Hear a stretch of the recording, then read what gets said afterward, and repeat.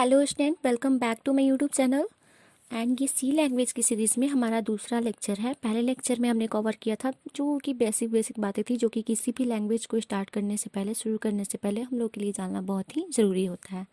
तो आज हम लोग देखेंगे व्हाट इज़ सी लैंग्वेज।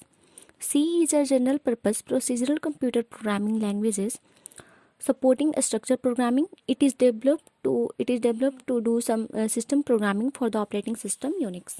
तो सी लैंग्वेज क्या है? बेसिकली सी लैंग्वेज को डेवलप किया गया था ऑपरेटिंग सिस्टम यूनिक्स को बनाने के लिए।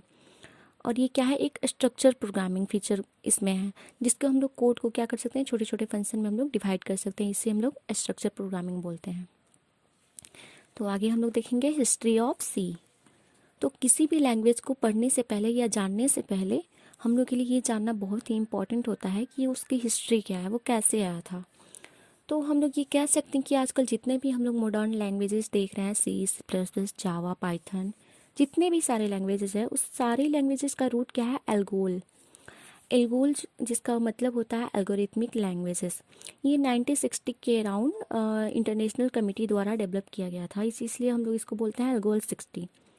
बट ये उतना पॉपुलर नहीं हुआ, हमारे कामों को उतना करने में सही नहीं हुआ, मतलब कि तो इसलिए 1963 के अराउंड और एक लैंग्वेज डेवलप किया गया कैम्ब्रिज यूनिवर्सिटी द्वारा, जिसको हम लोगों ने क्या बोला? CPL, combined programming language.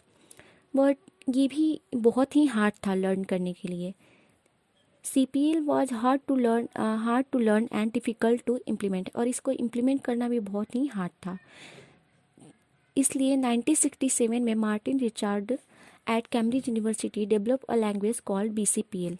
तो कैम्ब्रिज यूनिवर्सिटी में मार्टिन रिचर्ड ने 1967 में BCPL लैंग्वेज को डेवलप किया, जिसको हम लोगों ने क्या कहा? Basic combined programming language.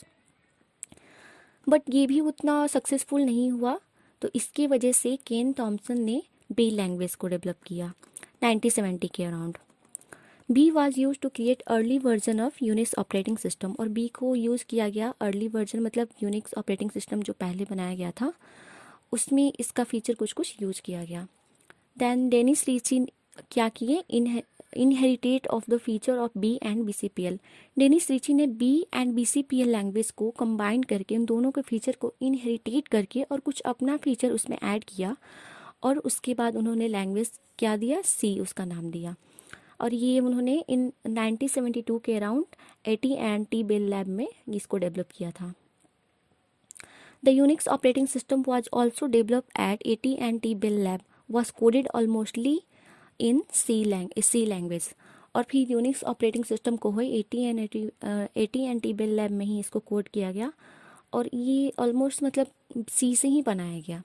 Generally in 1972 C was known as traditional C, but after publication of books C languages become more popular, which is developed by Brian Cunningham and Dennis Ritchie in 1978। मतलब पहले जब इसको 1972 में सी language को बनाया गया था, तो उस टाइम इसको ट्रेडिशनल सी बोला जाता था।